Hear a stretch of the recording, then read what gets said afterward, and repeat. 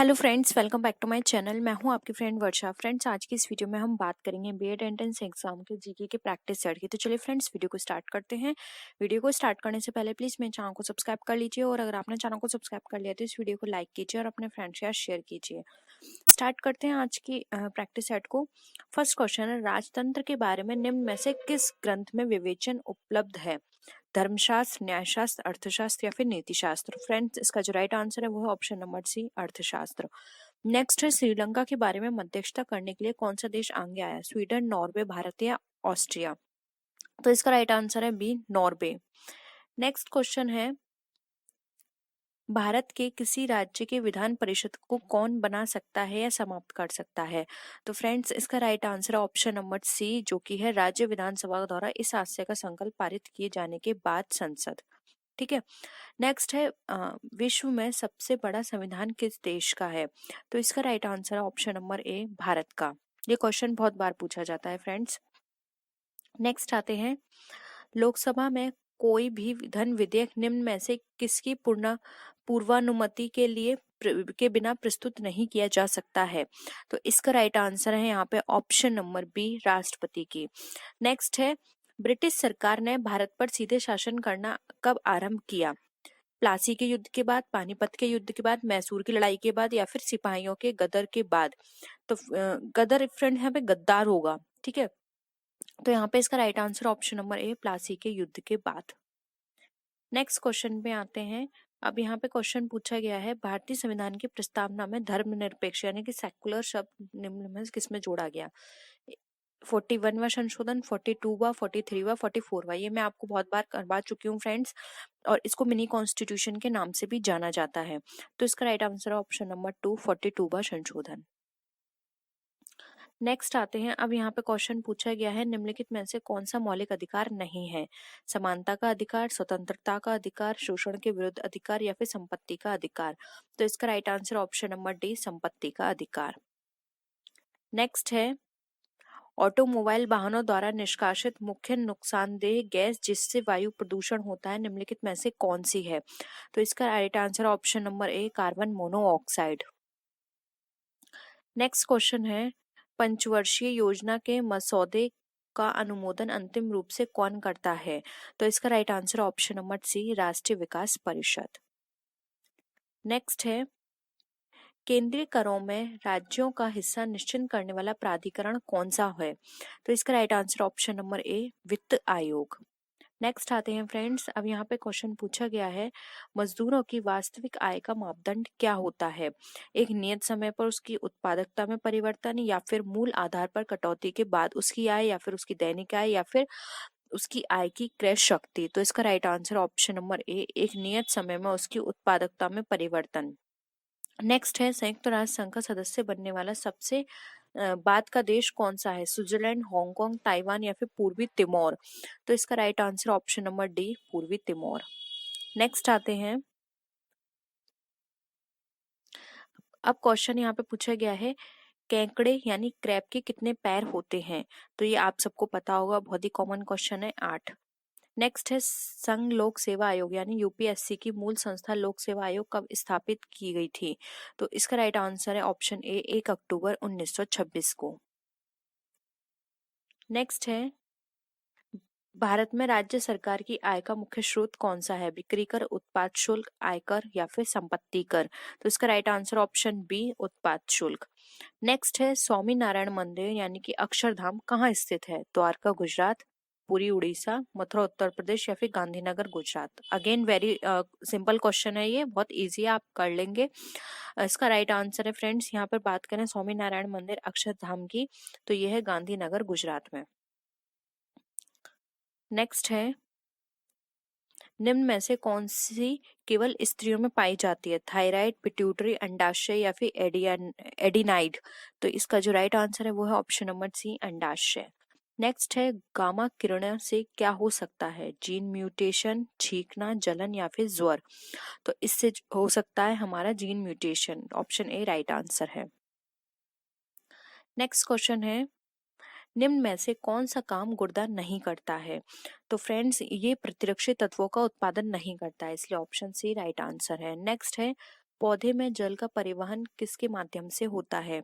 तो ये होता है हमारा जाइलम के द्वारा। तो ऑप्शन डी यहाँ पे हमारा राइट आंसर है।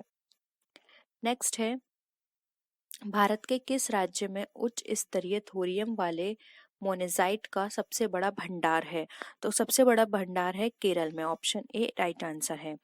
नेक्स्ट है, भारत में घोरखुर यानी वाइल्ड आस कहाँ पाया जाता है? सुंदरवन, असम के जंगल, कच्छ का रण या फिर कावेरी का डेल्टा? तो इसका right answer option number C, Kutch का रण।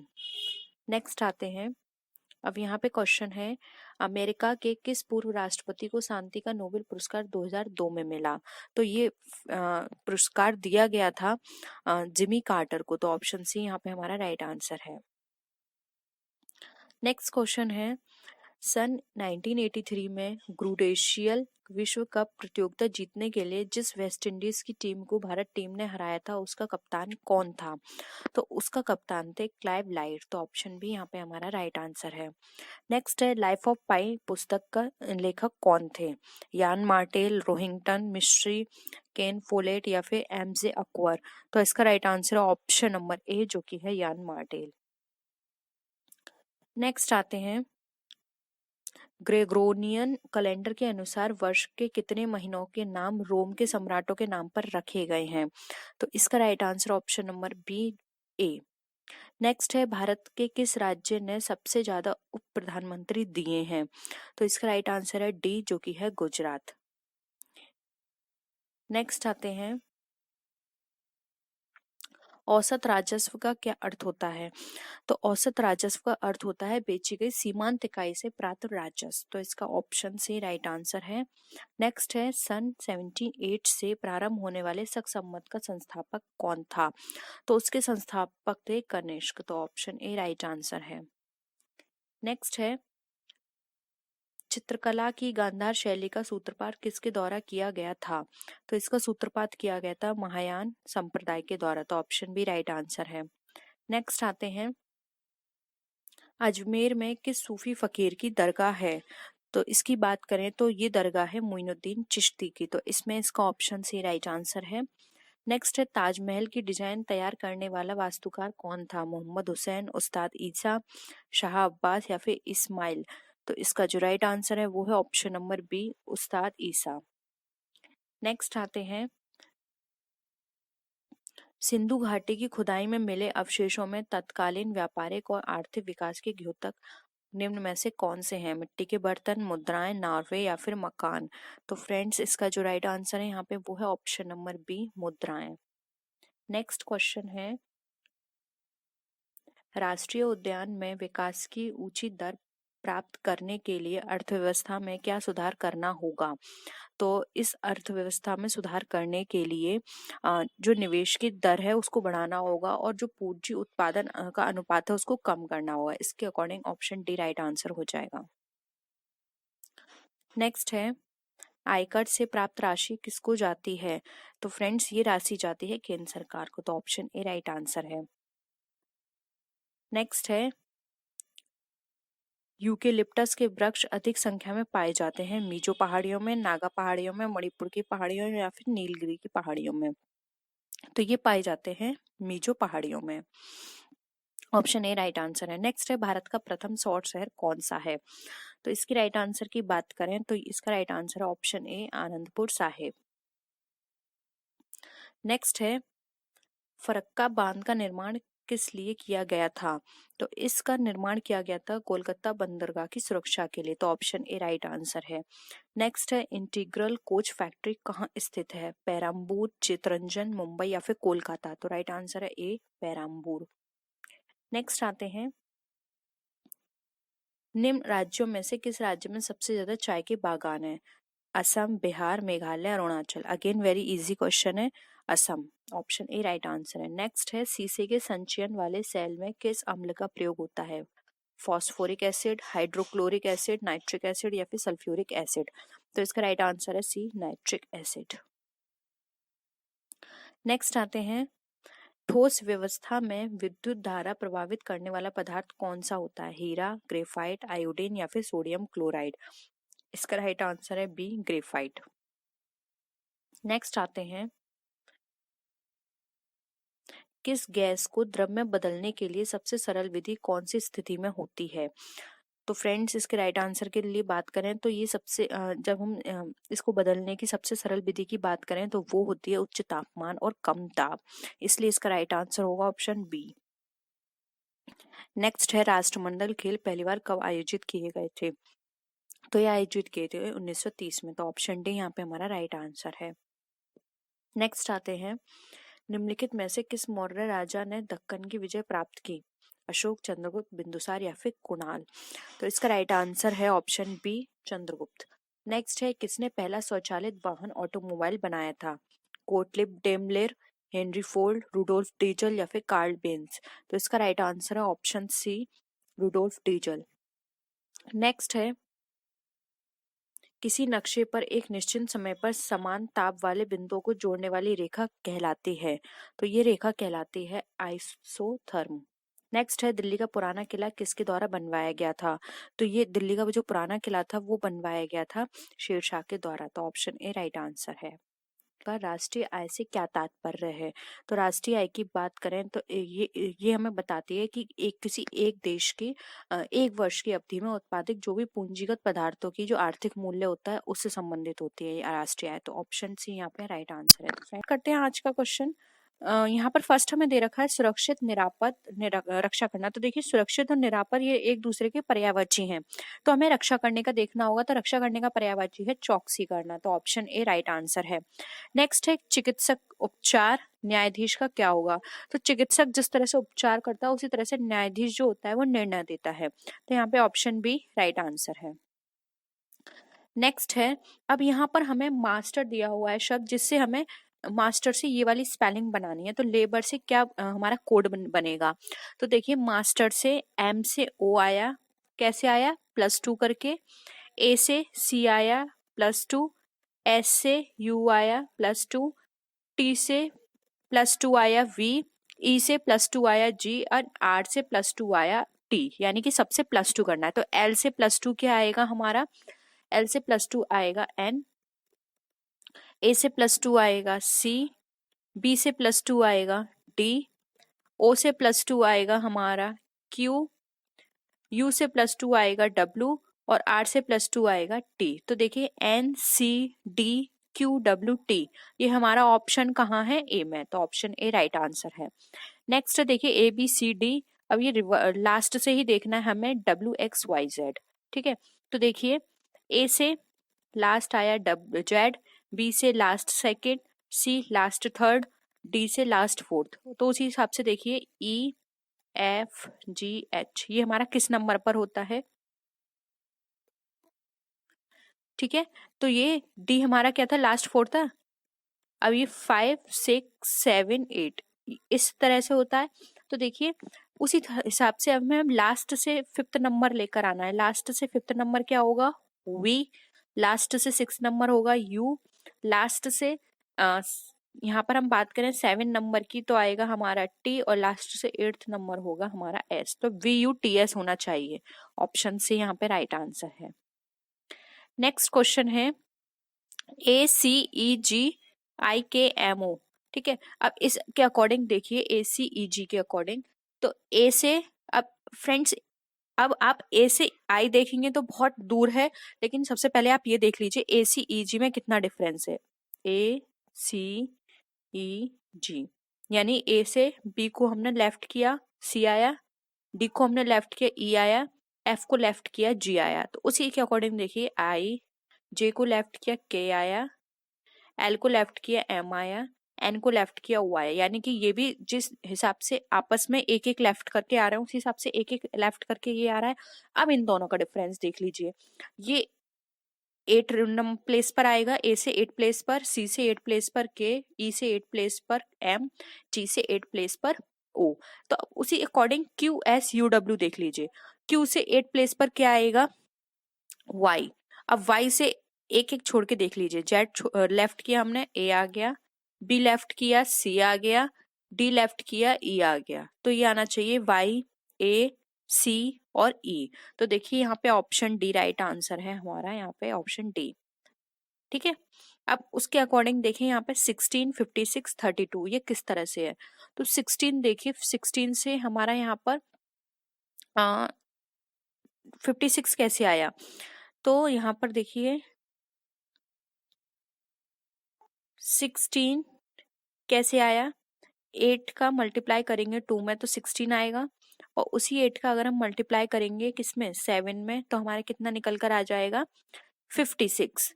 तो उसी के अकॉर्डिंग देखिए, अगर हम यहाँ पे इस 16 का मल्टीप्लाई करेंगे 2 में तो हमारा 32 आएगा, और अगर इसी 16 का मल्टीप्लाई करेंगे 7 में तो हमारा कितना निकल कर आएगा 112। तो इसलिए ऑप्शन भी यहाँ पे हमारा राइट आंसर होगा।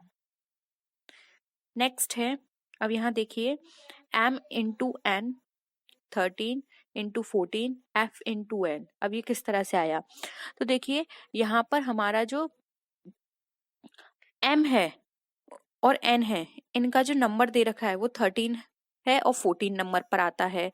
f का हमारा नंबर क्या होता है, तो आप काउंट कर लीजिए a b c d e f 1 2 3 4 5 and 6, तो 6 एंड 18 होना चाहिए इनका नंबर, ठीक है।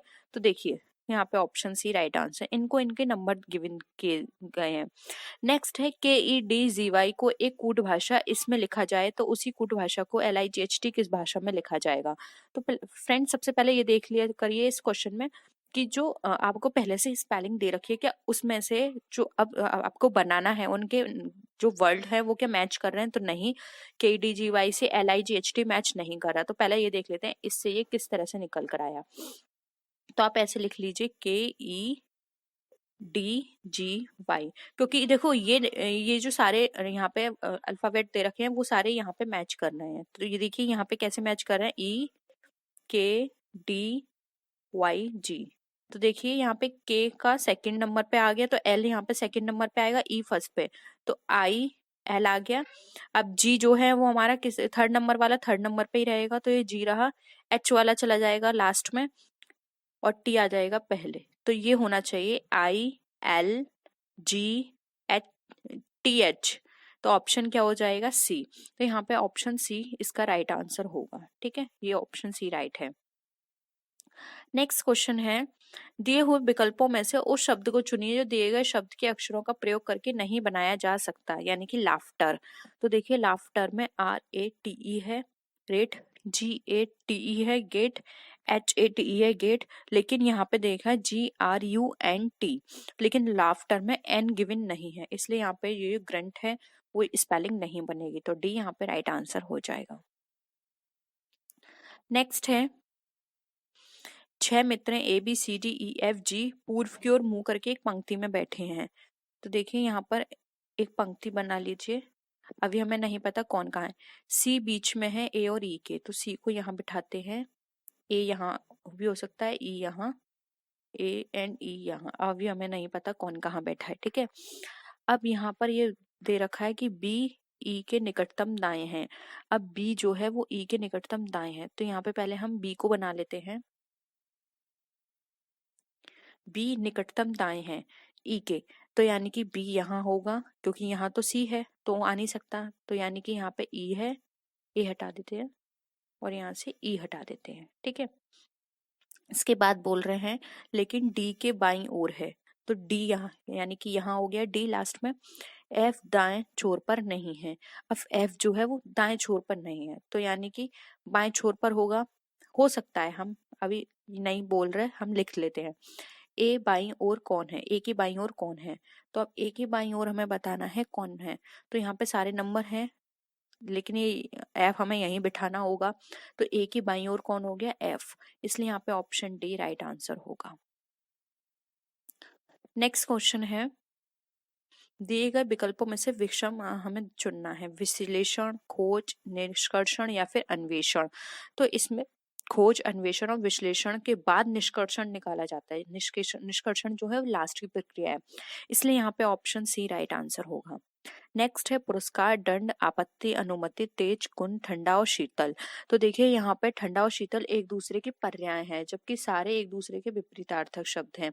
तो देखिए यहाँ पर ऑप्शन डी जो होगा वो राइट आंसर होगा। ये विलोम शब्द हैं, बाकी सारे हम बात करें तो पर्यायवाची शब्द दे रखे हैं। ठीक है, नेक्स्ट है, एक बार इसको जूम कर देते हैं। अब देखिए DCFGFEHI HGIK JILM, इसमें क्या है? तो देखिए D से C -1, C से F +3, F से G आएगा +1।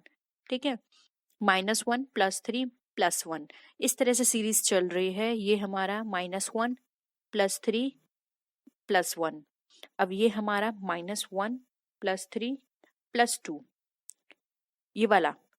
ठीक है, ये भी हमारा -1 +3 +1 है। ये हमारा है -1 +3 +2। तो यहाँ पे डिफर हमारा क्या हो गया? डिफर यहाँ पर हो गया, देखिए ऑप्शन नंबर, देखिए ये दोनों ही डिफर हैं फ्रेंड्स, क्योंकि यहाँ पर जो हमें गिवन है ये -1 +3 +1 का है। इसमें भी हमारा क्या है? -3 +3 +1। जबकि अगर हम इस वाले पर आए तो ये हमारा है -1 +3 +2। लेकिन अगर हम इस पर आए तो ये है हमारा -1 +2 +2। तो इसके अकॉर्डिंग हमारा सी भी डिफर है, डी भी डिफर है। लेकिन हम मिड वैल्यू देखें तो मिड वैल्यू में तो सिर्फ सी आएगा। तो देखिए इसके दो आंसर हो सकते हैं, सी भी हो सकता है, डी भी हो सकता है, क्योंकि ये दोनों का जो कॉन्सेप्ट है सेम है, इन दोनों का कॉन्सेप्ट हमारा अलग है।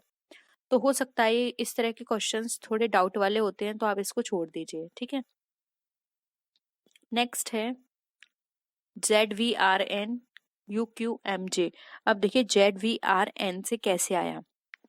Z से लास्ट हम V जाते हैं -4, V से R जाते हैं -4 और R से N जाते हैं -4, यानी कि -4 की यहाँ पे सीरीज चल रही है। अब हम S से O पर जाएंगे -4, O से K पर जाएंगे -4 एंड K से G पर जाएंगे -4, ये भी हमारी करेक्ट है। उसके बाद अगर हम देखते हैं सेकंड पे, तो देखिए U से Q पर जाएंगे -4, Q से M पर जाएंगे -4, लेकिन M से हम J पर जाएंगे तो -3 आएगा, यानी कि ये हमारी डिफर हो गई।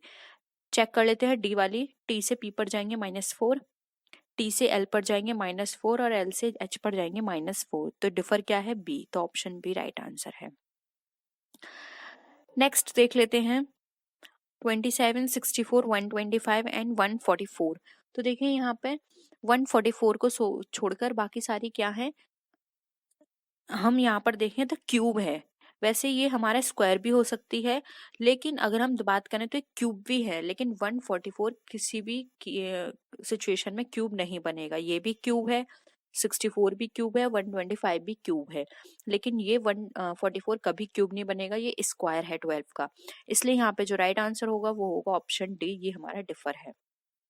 नेक्स्ट है 52, 68, 63, 77, 64, 80 एंड 50, 66। तो इसमें देखिए 63 और जो 77 है इसको छोड़कर बाकी सारी हमारी संख्या क्या है? सब में 16-16 का डिफरेंस है। आप देख लीजिए 68 में अगर आप 52 माइनस करते हैं तो ये कितना निकल कर आएगा? 16। अगर आप 80 में 64 माइनस करते हैं तो ये निकल कर आया 16, और अगर आप 66 में 50 माइनस करते हैं तो ये निकल कर आएगा 16। तो डिफर क्या हो गया? बी। तो यहाँ पे ऑप्शन बी राइट आंसर है, क्योंकि इसमें डिफरेंस 16 का नहीं है। इसमें कितने का डिफरेंस है वो आप बताइएगा।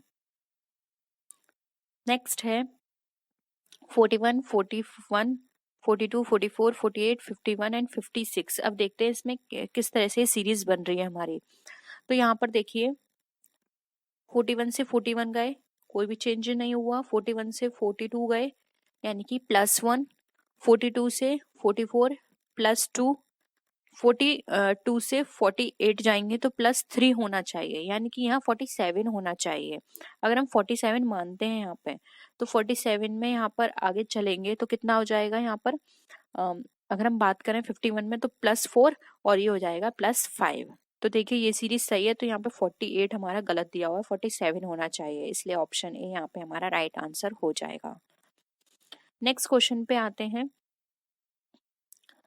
उत्तर विकल्पों में 4 समुच्चय दिए हुए हैं, इनमें से हमें सही संख्या समुच्चय को पहचानें जो प्रश्न में समुच्चय से अधिकतम मेल खाता हो।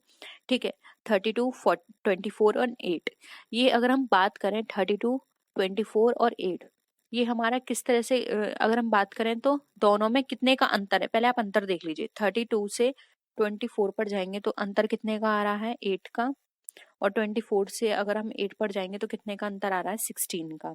तो आप वही चेक कर लीजिए, यहाँ पर आप अंतर देखेंगे 8 का आ रहा है, यहाँ आप अंतर देखेंगे तो कितने का आ रहा है, 16 का। ठीक है, उसी के अकॉर्डिंग अब आप यहाँ देख लीजिए 8, 16, 8, 16 इसका अंतर आना चाहिए। 24 एंड 16 में भी अगर आप चेक करें तो यहाँ पर आ रहा है 8 एंड 16 का। लेकिन फ्रेंड्स यहाँ पर अगर आप देखें, इसमें सिर्फ बी में ये वाला अंतर है, यहाँ पर ये अंतर नहीं है। ठीक है, एक बार फिर से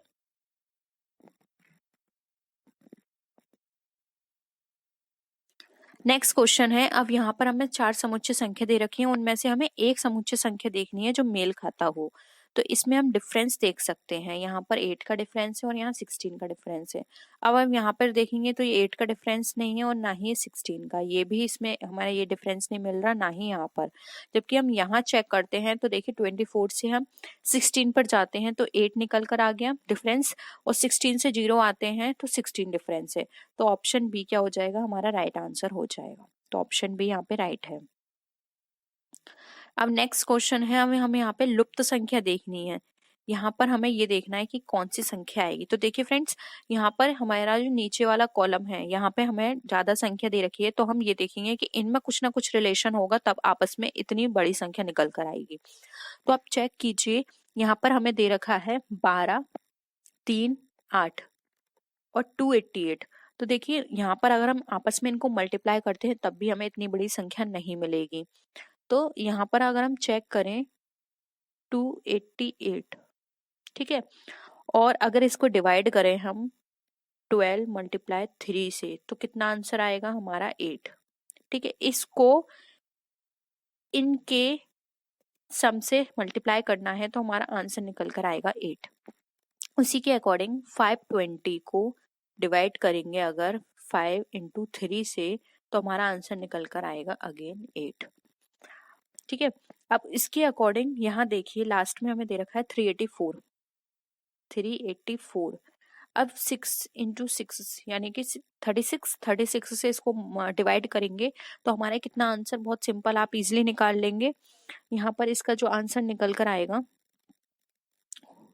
यहाँ फ्रेंड्स अगर आप 6, ये हमें 6 दे रखा है, 6 से 6 को करेंगे 36 से, तो 36 से हमारा आंसर निकल कर आएगा, वो यहाँ पे ऑप्शन में गिवन नहीं है। ठीक है, तो इस तरह के क्वेश्चंस यहाँ पर आप इसको 16 कर लीजिए।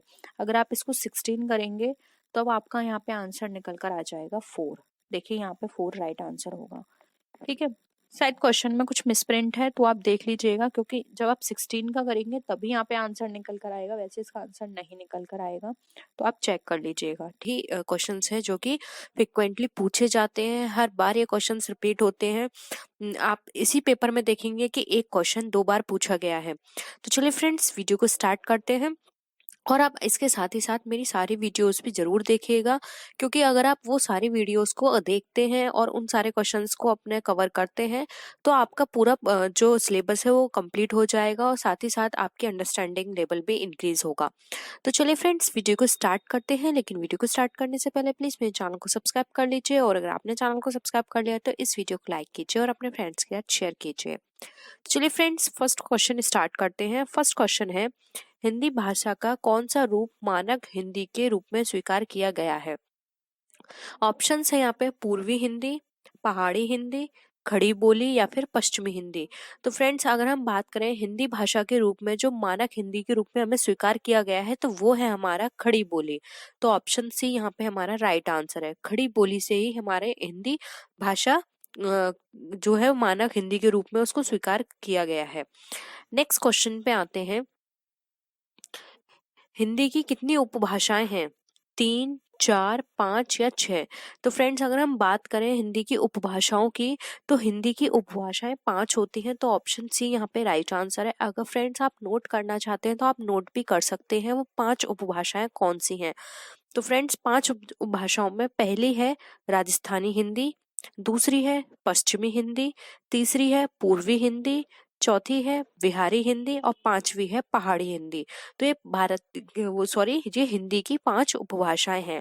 मैं अगेन रिपीट कर रही हूँ। फर्स्ट है राजस्थानी हिंदी, सेकंड है पश्चिमी हिंदी, थर्ड है पूर्वी हिंदी, फोर्थ है बिहारी हिंदी और फिफ्थ है पहाड़ी हिंदी। तो ये 5 उपभाषाएं हैं हिंदी की। तो आई होप ये क्वेश्चन क्लियर होगा। ऑप्शन सी यहाँ पे राइट आंसर है। नेक्स्ट क्वेश्चन पे आते हैं। संविधान के अनुच्छेद 344 ए के अनुपालन में भारत के राष्ट्रपति ने राजभाषा आयोग का गठन कब किया था? तो फ्रेंड्स यहाँ पे आपको बताना है राजभाषा आयोग का गठन किया गया था, तो वो आपको यहाँ पे सन बताना है।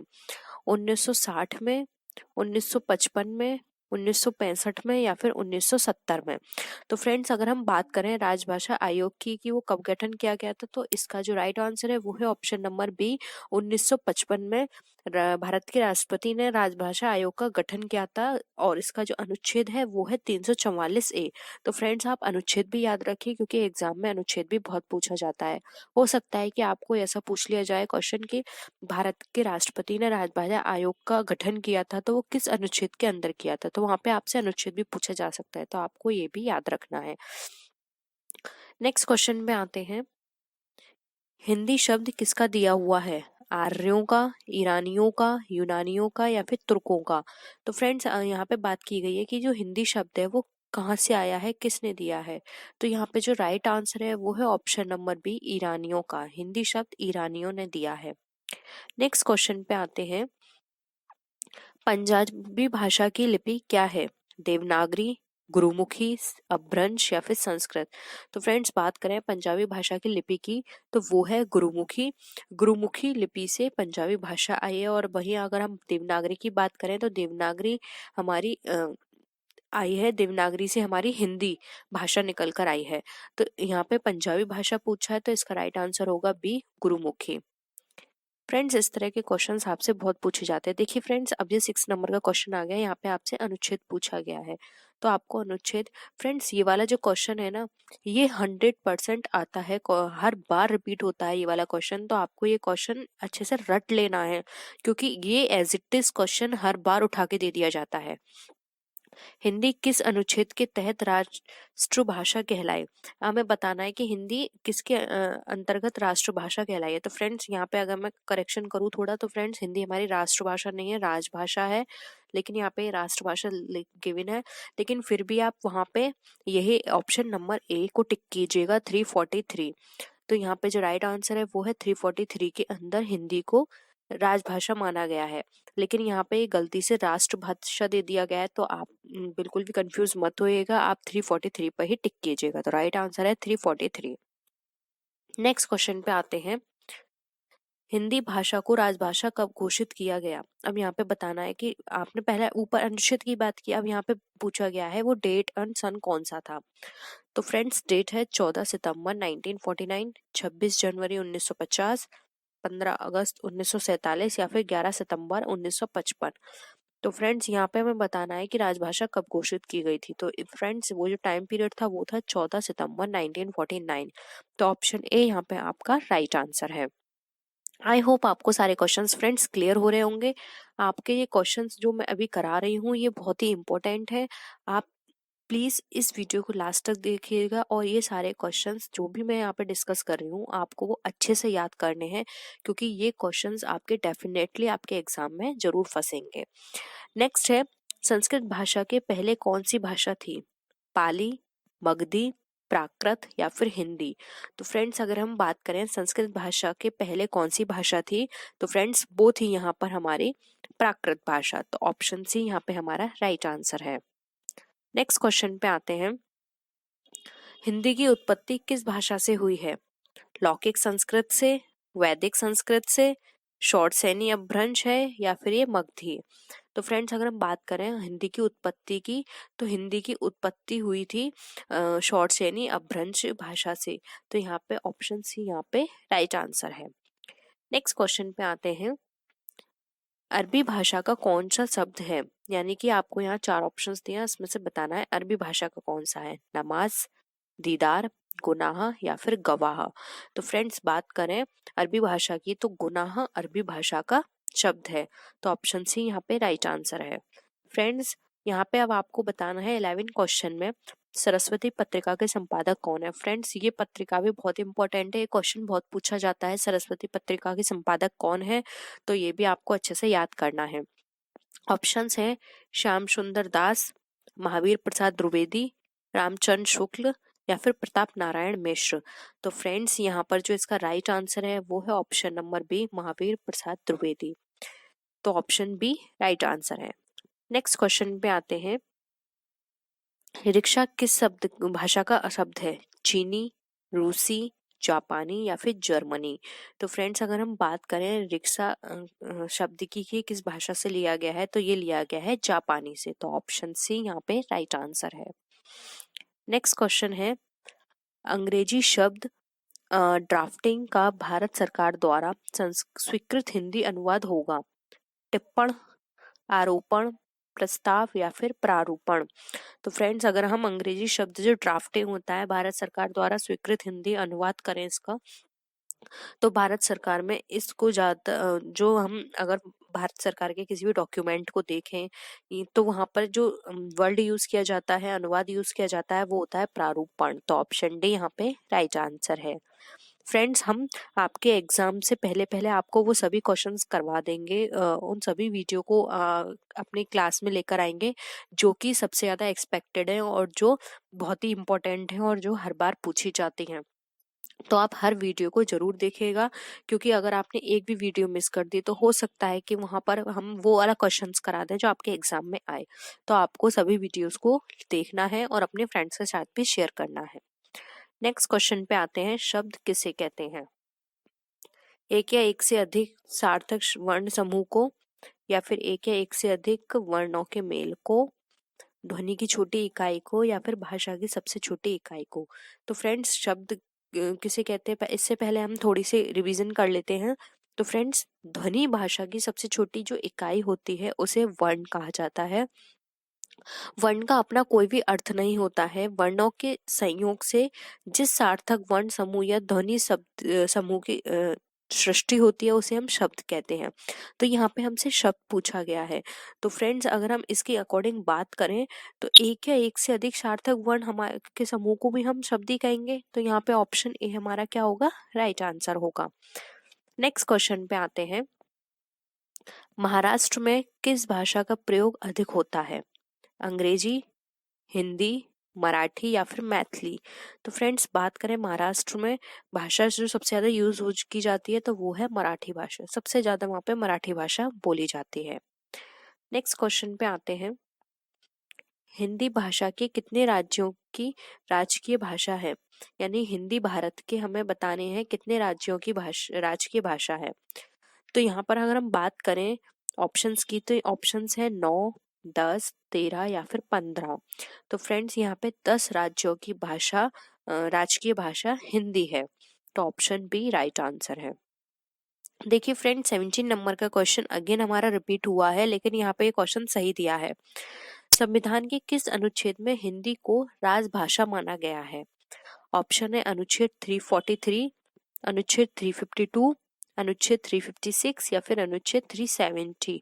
तो फ्रेंड्स अगर हम बात करें यहाँ पे, अभी हमने ये क्वेश्चंस डिस्कस किया था, तो आपको आंख बंद करके बस यहाँ पे टिक लगा देना है 343। तो ऑप्शन ए यहाँ पे आपका राइट आंसर है। ये क्वेश्चंस हर बार पूछा जाता है फ्रेंड्स, बहुत ही इंपॉर्टेंट क्वेश्चन है, मैं आपसे बार बार बोल रही हूँ, आप इस क्वेश्चन को लेके बिल्कुल कंफ्यूज मत होइएगा। नेक्स्ट क्वेश्चन पे आते हैं, किसने कहा था कि शब्द की ज्योति ना जली होगी तो विश्व अंधकार में होता। तो फ्रेंड्स अगर हम ऑप्शंस की बात करें तो ऑप्शंस है महर्षि दंडी, आचार्य शुक्ल, भरत मुनि या फिर आचार्य द्विवेदी। तो फ्रेंड, शब्द की ज्योति ना जली होती तो विश्व अंधकारमय होता। अगर हम इस स्टेटमेंट की बात करें तो फ्रेंड्स, ये स्टेटमेंट दिया था महर्षि दंडी ने। तो ऑप्शन ए यहाँ पे राइट आंसर है। नेक्स्ट है, पाणिनि की रचना का नाम क्या है? वेदांग ज्योतिष, अष्टाध्यायी, अर्थशास्त्र या फिर नाट्यशास्त्र। तो फ्रेंड्स, अगर हम बात करें पाणिनि की, तो पाणिनि की जो रचना है वो थी अष्टाध्यायी। और फ्रेंड्स, अर्थशास्त्र में पता ही है कि अर्थशास्त्र किसने लिखी थी? वो लिखी थी कौटिल्य ने। तो ये कुछ फेमस है जो हर बार पूछी जाती हैं। तो अगर आप इन ऑप्शंस के अकॉर्डिंग भी इनके नाम याद कर लेंगे, जैसे कि वेदांग ज्योतिष आप देख सकते हैं किसकी है, नाट्यशास्त्र देख सकते हैं किसकी है, तो ये कुछ ऐसी हैं जो कि हर बार पूछी जाती हैं। अष्टाध्यायी, अर्थशास्त्र, नाट्यशास्त्र, ये हर बार पूछी जाती हैं क्योंकि ये बहुत ही इंपॉर्टेंट होती हैं और हर बार क्वेश्चंस घुमा फिरा के इन्हीं से ही होता है। तो आपको ये अच्छे से याद करनी है। तो ऑप्शन यहाँ पे बी, यहाँ पे इसका राइट आंसर है। नेक्स्ट क्वेश्चन पे आते हैं, व्याकरण में किसके अस्तित्व की जानकारी नहीं मिलती है? तो फ्रेंड्स, अगर हम बात करें अस्तित्व की कि किसकी नहीं मिलती है, तो वो है ऑप्शंस में ध्वनि, शब्द, वाक्य या फिर लिपि। तो फ्रेंड्स, अगर हम बात करें कि यहाँ पे व्याकरण में हमें किसके अस्तित्व की जानकारी नहीं मिलती है, तो वो है यहाँ पर हमारी लिपि की। लिपि की किसी भी तरह के अस्तित्व की कोई भी जानकारी हमें व्याकरण में नहीं मिलती है। तो ऑप्शन डी यहाँ पे हमारा राइट आंसर है। जबकि हमें ध्वनि का पता है, शब्द का पता है, वाक्य का पता है, ठीक है, जबकि लिपि के बारे में किसी भी तरह की कोई भी जानकारी हमारे व्याकरण में नहीं है। नेक्स्ट क्वेश्चन है, हिंदी भाषा की लिपि है। देखिए फ्रेंड्स, ये वाली क्वेश्चन में मैंने आपको जो हमारा फर्स्ट नंबर का क्वेश्चन था उसमें, सॉरी, फिफ्थ नंबर का जो क्वेश्चन था उसमें मैंने आपको डिस्कस किया था, जहाँ पे मैंने आपसे पूछा था कि पंजाबी भाषा की लिपि क्या है, और वहां पे ऑप्शन में देवनागरी था। तो मैंने आपको बताया था। अगेन देखिए, ये इसी तरह से घुमा फिरा के क्वेश्चंस रिपीट करके पूछ लिए जाते हैं। तो हिंदी भाषा की लिपि ऑप्शन है ब्राह्मी, देवनागरी, जननागरी या फिर अरामाइक। तो फ्रेंड्स, यहाँ पर इसका जो राइट आंसर है वो है option number B, Devanagari. Next question पे आते हैं, हिंदी को मानक रूप प्रदान करने का सर्वप्रथम प्रयास किसने किया? अब देखिए फ्रेंड्स, आपको वहां पे इसी तरह का एक और क्वेश्चन पहले भी पूछा गया था कि मानक रूप में हिंदी को स्वीकार कब किया गया, किस भाषा के रूप में स्वीकार किया गया। तो इस तरह की जो इस हिस्ट्री बेस कुछ इम्पोर्टेंट क्वेश्चंस हैं, वो हमेशा या तो क्वेश्चंस जो होंगे उनको ऑप्शंस में बना दिया जाएगा, या फिर जो ऑप्शंस होंगे उनको क्वेश्चंस में बना दिया जाएगा। तो इस तरह से घुमा फिरा के हर बार वही क्वेश्चंस पूछे जाते हैं। ऑप्शंस है किशोरीदास बाजपेयी, किशोरीलाल गोस्वामी, स्वाम सुंदर दास या फिर डॉक्टर नगेन। तो फ्रेंड्स, अगर हम बात करें हिंदी को मानक रूप प्रदान करने की कि वो किसने कर दिया था, तो वो थे किशोरी दास वाजपेयी। तो ऑप्शन ए यहाँ पे राइट आंसर है।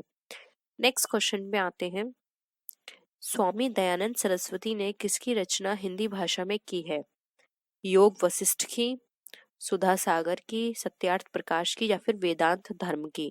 तो फ्रेंड्स, अगर हम बात करें स्वामी दयानंद सरस्वती की कि इनकी रचना हिंदी भाषा में कौन सी थी, तो वो थी सत्यार्थ प्रकाश। ऑप्शन सी यहाँ पे राइट आंसर है। नेक्स्ट क्वेश्चन पे आते हैं, फ्रेंड्स, किसी भी तरह का आपको डाउट लग रहा हो इन क्वेश्चंस में तो आप प्लीज कमेंट सेक्शन में जरूर बताइएगा। नेक्स्ट है, कन्नौजी हिंदी की किस उपभाषा की एक बोली है? पूर्वी हिंदी, पश्चिमी हिंदी, राजस्थानी हिंदी या फिर पहाड़ी हिंदी। अब देखिए फ्रेंड्स, पूर्वी, पश्चिमी, राजस्थानी और पहाड़ी, ये सारे क्या हैं? आपको मैंने ये भी क्वेश्चन अभी बताया था कि 5 उपभाषाएं, तो ये 4 जो ऑप्शन है ये उपभाषाएं हैं हिंदी की। तो आपको यहाँ पे कन्नौजी बताना है, तो इसका राइट आंसर होगा बी, पश्चिमी हिंदी। नेक्स्ट क्वेश्चन पे आते हैं, निम्न में से कौन बिहारी हिंदी की बोली है? बुंदेली, मगही, हड़ौती या फिर अवधी। तो फ्रेंड्स, बिहारी हिंदी की बोली की बात करें तो वो है मगही। तो ऑप्शन बी यहाँ पे राइट आंसर है। नेक्स्ट क्वेश्चन है, भाषा का आरंभ होता है ध्वनि से, अर्थ से, शब्द से या फिर वाक्य से। तो फ्रेंड्स, अगर हम बात करें भाषा के आरंभ की, तो उसके लिए ध्वनि का होना बहुत ही जरूरी है, क्योंकि ध्वनि ध्वनि नहीं होगी तो हम शब्द नहीं बोल पाएंगे, और शब्द के बिना हमारा वाक्य और उसका अर्थ से भी कोई तात्पर्य नहीं है। तो अगर हम आरंभ की बात करें तो सबसे पहले आएगी ध्वनि। तो ऑप्शन ए यहाँ पे हमारा राइट आंसर है।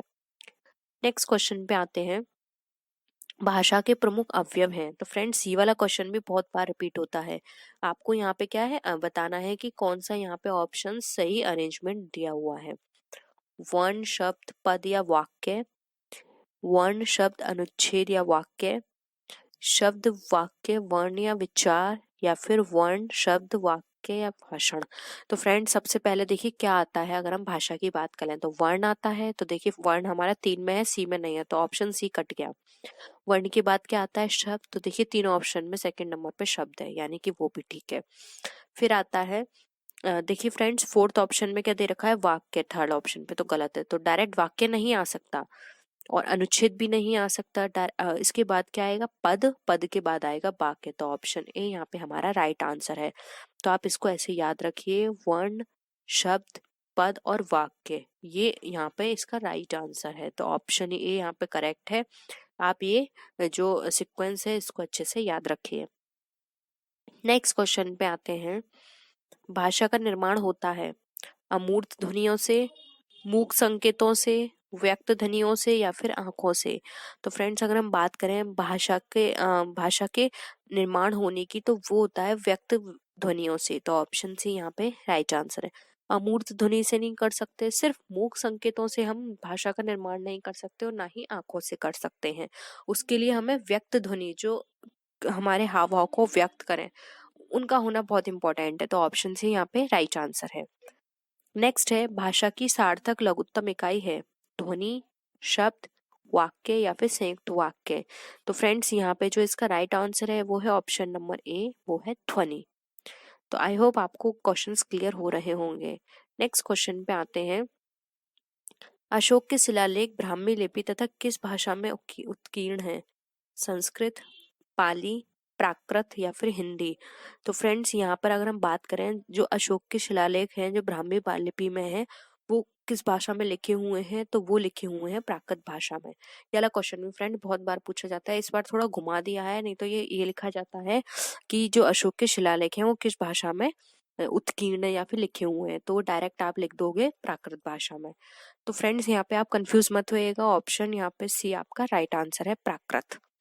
नेक्स्ट क्वेश्चन पे आते हैं, अमीर खुसरो ने हिंदी के लिए क्या प्रयुक्त किया, हिंदवी, हिंदुस्तानी, उर्दू या फिर भाषा।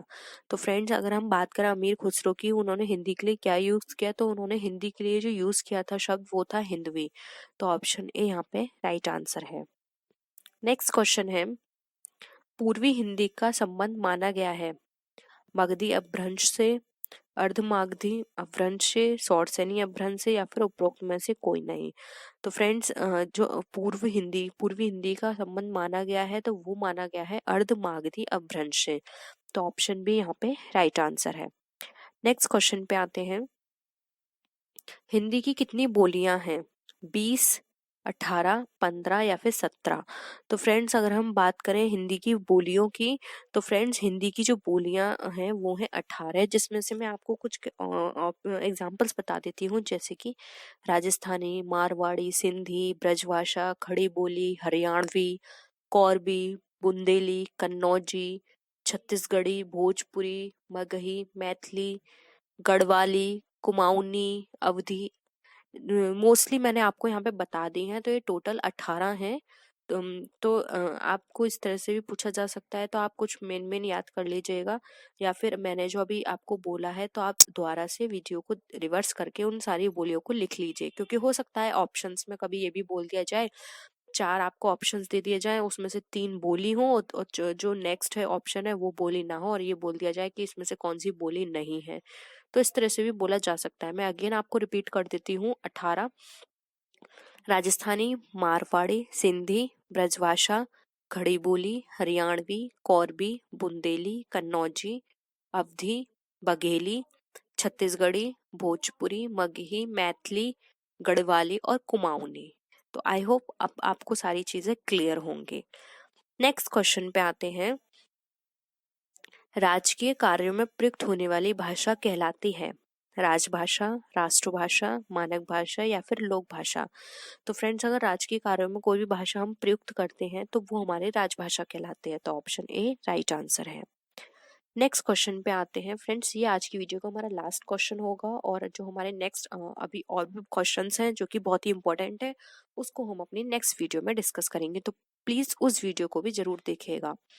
भारत में भाषाओं का साहित्यिक विकास क्रम माना जाता है संस्कृत, पाली, प्राकृत, अपभ्रंश, या फिर संस्कृत प्राकृत पाली अपभ्रंश, या फिर संस्कृत अपभ्रंश पाली प्राकृत, या फिर पाली संस्कृत प्राकृत और अपभ्रंश। तो फ्रेंड्स, अगर हम बात करें साहित्य विकास क्रम की, तो सबसे पहले संस्कृत आई, उससे पाली, पाली से फिर प्राकृत और प्राकृत से अपभ्रंश। तो ऑप्शन ए यहाँ पे हमारा राइट आंसर है। Bill is a part of which of the following, यानी कि जो प्राप्त बिल है निम्न में से किसका भाग होता है? लेजर का, ट्रायल बैलेंस का, जर्नल का, या फिर फाइनल अकाउंट का? तो फ्रेंड्स, प्राप्य बिल जो होते हैं वो हमारे जर्नल का पार्ट होते हैं, तो यहाँ पे ऑप्शन सी हमारा करेक्ट है।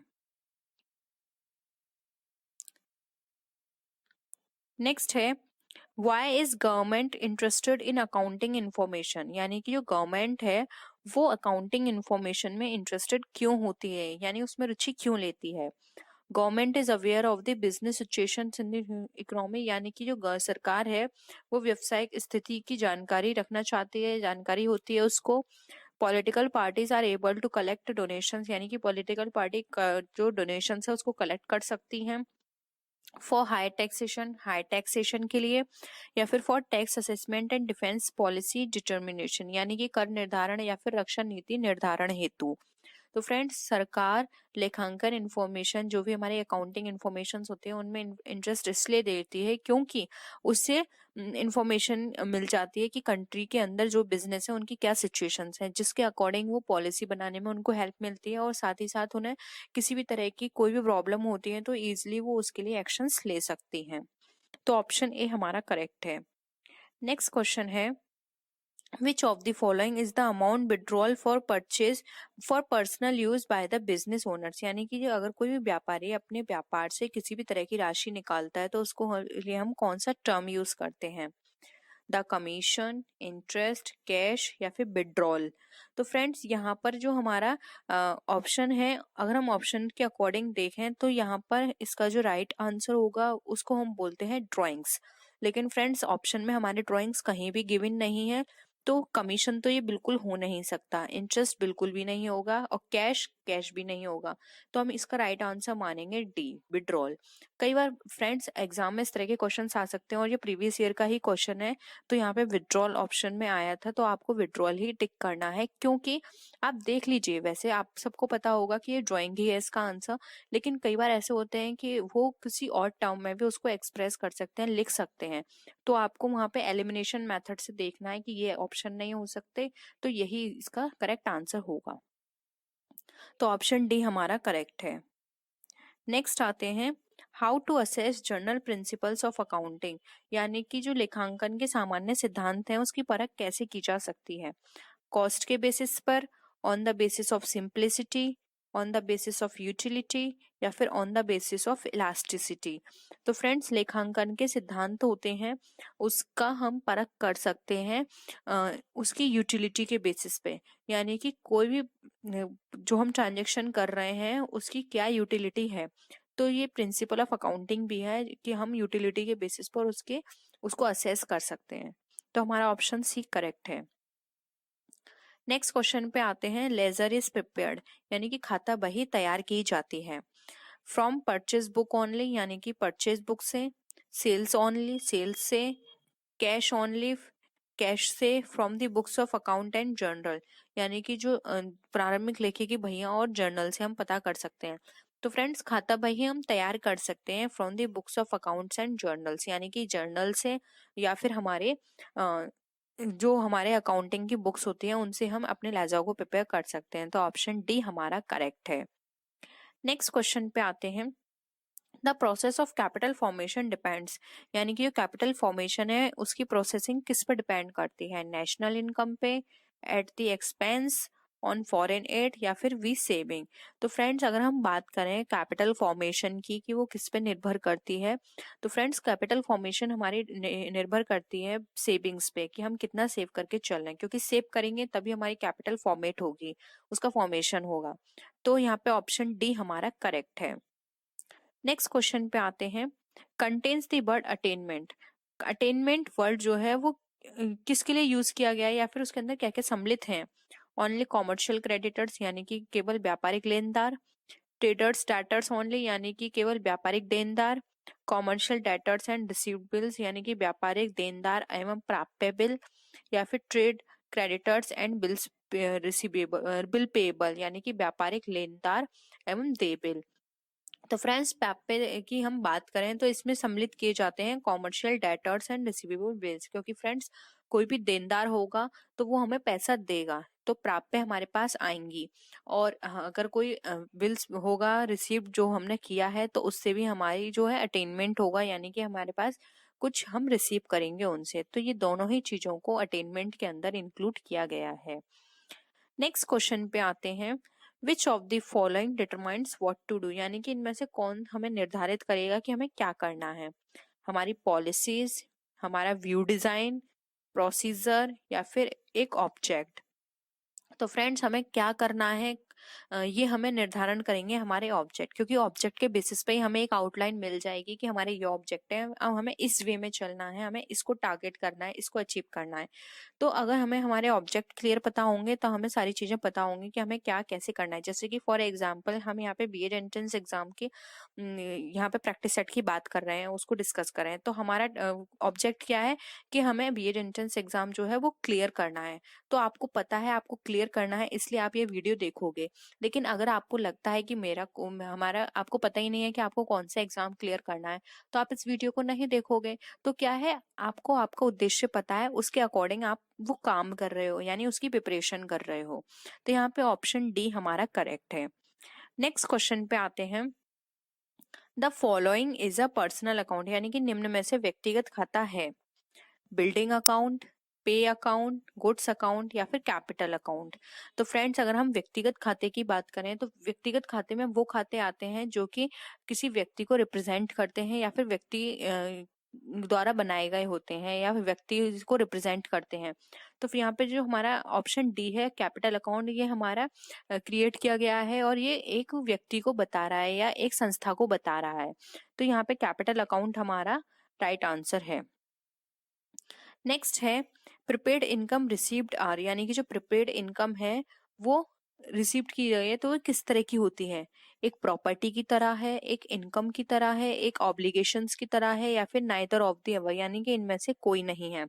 तो फ्रेंड्स अगर हम प्रीपेड इनकम की बात करते हैं तो ये एक ऑब्लिगेशन यानी कि एक दायित्व होती है हमारे लिए कि अब हमने इसको रिसीव कर लिया है एडवांस में, अब हमें इसके लिए ड्यूटी परफॉर्म करनी है। यानी कि कोई भी आपने इनकम रिसीव की है, आपने इनकम तो रिसीव कर ली लेकिन उसके बिहाफ पर आपने कोई काम अभी नहीं किया है, तो आपकी रेस्पॉन्सिबिलिटी आपकी, आपको वो काम करना है। तो यहाँ पे ऑप्शन आपका सी करेक्ट है। नेक्स्ट क्वेश्चन है, cash account will not be affected by, जो कैश अकाउंट है वो हमारा किससे अफेक्ट नहीं होगा? ऑप्शन है कैश पेमेंट टू। फ्रेंड्स यहाँ पे ये गलत टाइप हो गया है, आप यहाँ पे कर लीजिएगा कि जो हमने कैश पेमेंट करेंगे वो होगा हमारा क्रेडिटर को, ठीक है? तो cash payment to creditors, discount received, cash sale या फिर कैश फ्रॉम डेटर्स। तो फ्रेंड्स हमारा जो कैश होगा जो हमारा अफेक्टेड नहीं होगा वो होगा हमारा डिस्काउंट रिसीव से। हमने किसी भी तरह की डिस्काउंट रिसीव किया है तो उससे हमारे कैश को किसी भी तरह का कोई भी अफेक्ट नहीं होगा वो हमारा। जबकि अगर कोई लेनदार यहाँ पे पेमेंट कर रहा है तो उससे अफेक्ट होगा। हमने लेनदारों को कोई पेमेंट किया है, नगद बिक्री या फिर देनदारों से कोई माल प्राप्त किया है, उससे हमारा अफेक्ट होगा, लेकिन हमारा डिस्काउंट से कोई अफेक्शन नहीं होगा। तो यहाँ पर हमारा बी करेक्ट आंसर है। नेक्स्ट आता है पेटेंट राइट्स। पेटेंट जो है वो अधिकार है कौन सा? रियल अकाउंट का या फिर पर्सनल अकाउंट, नॉमिनल लेजर या फिर ऑल दीज। तो फ्रेंड्स जो हमारे पेटेंट होता है वो हमारा पार्ट होता है हमारे रियल अकाउंट का, यानी कि वास्तविक खाते का। तो यहाँ पे ऑप्शन 1 हमारा करेक्ट है। नेक्स्ट क्वेश्चन है, only person accounts and real accounts are shown, यानी कि केवल personal accounts and real account show किए जाएंगे। तो कहाँ शो किए जाएंगे? इन द ट्रायल बैलेंस यानी कि तलपट में, इन फाइनल अकाउंट यानी कि आर्थिक चिट्ठे में, in profit and loss account या फिर ट्रेडिंग अकाउंट। तो फ्रेंड्स अगर हम पर्सनल एंड रियल अकाउंट की बात करें तो ये सारे हमारे शो किए जाते हैं फाइनल अकाउंट के अंदर। तो यहाँ पे ऑप्शन बी हमारा करेक्ट है। नेक्स्ट क्वेश्चन पे आते हैं, every transaction has an effect, यानी कि प्रत्येक लेन देन का प्रभाव पड़ता है। तो कितनी जगह पड़ता है, 3 साइड, 4 साइड, 2 साइड या फिर 5 साइड। तो फ्रेंड्स अगर हम लेनदारों की यहाँ पे बात करें वो सॉरी किसी भी लेन देन की बात करें कि कहाँ कहाँ उनका फर्क पड़ता है, तो वो पड़ता है 2 साइड, वो credit side and debit side. क्योंकि हम सब जानते हैं कि ये बेसिक रूल है कि जितने भी ट्रांजेक्शन्स होंगे उनकी 2 साइड होंगी, एक डेबिट साइड होगी, एक क्रेडिट साइड होगी। वन साइड ट्रांजेक्शन कोई भी नहीं होगा, ना ही वो वैलिड माना जाएगा। तो ट्रांजेक्शन्स, सभी ट्रांजेक्शन्स के 2 साइड होंगे। नेक्स्ट है installation expenses of a new machine will be debited, यानी कि जो इंस्टॉलेशन किया गया है न्यू मशीन का वो डेबिट होगा। In cash account, cash account में, मशीन अकाउंट यानी मशीन खाते में, in profit and loss account या फिर इन एस्टैब्लिशमेंट एक्सपेंडिचर अकाउंट, यानी कि जो भी हमारा एस्टैब्लिशमेंट के टाइम पे जो एक्सपेंसेस हुए हैं उसमें, स्थापना व्यय में। तो फ्रेंड्स यहाँ पर अगर हम बात करें कि कोई नई मशीन को हमने स्टैब्लिश किया है और उसका जो अमाउंट है वो कहाँ डेबिट किया जाएगा, तो फ्रेंड्स वो मशीन अकाउंट में किया जाएगा, क्योंकि उसका जो अमाउंट है स्टैब्लिशमेंट का उसको मशीन अकाउंट के अंदर ही इंक्लूड कर दिया जाता है मशीन के प्राइस के साथ। तो ऑप्शन बी यहाँ पे हमारा करेक्ट है। नेक्स्ट है what is the purpose of the business, यानी कि बिजनेस का क्या उद्देश्य है। यूटिलिटी जनरेशन यानी कि उपयोगिता सृजन, मेकिंग अ प्रॉफिट लाभ कमाना, सोशल रेस्पॉन्सिबिलिटी सामाजिक उत्तरदायित्व, या फिर fulfilment social responsibility while making profit, यानी कि लाभ कमाते हुए सामाजिक उत्तरदायित्व को पूरा करना। यानी कि आप प्रॉफिट तो अर्न कर रहे हो लेकिन साथ में आप सर्विस भी अच्छी दे रहे हो अपनी सोसाइटी को। तो फ्रेंड्स अगर हम बिजनेस के उद्देश्य की बात करें तो यहाँ पे ऑप्शन बी हमारा डी हमारा करेक्ट है, क्योंकि फ्रेंड्स किसी भी यूटिलिटी क्रिएट करना ये उद्देश्य है, लेकिन हमने ये प्राइमरी उद्देश्य नहीं कह सकते, जबकि ऑप्शंस में हमारे प्राइमरी उद्देश्य भी दिए हुए हैं, तो ये नहीं होगा। मेकिंग प्रॉफिट, प्रॉफिट नहीं बनाना, ये तो बिल्कुल भी हम नहीं कह सकते हो। और अगर हम सिर्फ सर्विस की बात करें तो वो भी नहीं है, क्योंकि हर पर्सन बिजनेस करता है प्रॉफिट अर्न करने के लिए। तो ना तो आप प्रॉफिट अर्न करें, ना ही आप पूरी तरह से आप सर्विस बेस्ड हो। आप ऐसा करें कि सर्विस भी अच्छी प्रोवाइड हो सके और आपको भी प्रॉफिट अर्न हो। तो यहाँ पे ऑप्शन डी हमारा बिल्कुल करेक्ट है, जो कि सर्विस की भी बात करता है यहाँ पे, सोशल रेस्पॉन्सिबिलिटी की, और साथ ही साथ प्रॉफिट बनाने की भी बात करता है। तो यहाँ पे ऑप्शन हमारा डी करेक्ट होगा। तो फ्रेंड्स ये थी आज की वीडियो। आई होप आपको वीडियो पसंद आया होगा। वीडियो पसंद आया तो वीडियो को लाइक कीजिए, अपने फ्रेंड्स के साथ शेयर कीजिए, और किसी भी तरह की कोई भी प्रॉब्लम हो तो आप नीचे कॉमेंट सेक्शन में लिख सकते हैं। हम कोशिश करेंगे जल्द से जल्द उसको पूरा करने की। तो फ्रेंड्स नेक्स्ट वीडियो में हम फिर मिलते हैं और भी अच्छी वीडियोज के साथ। तब तक के लिए बाय बाय।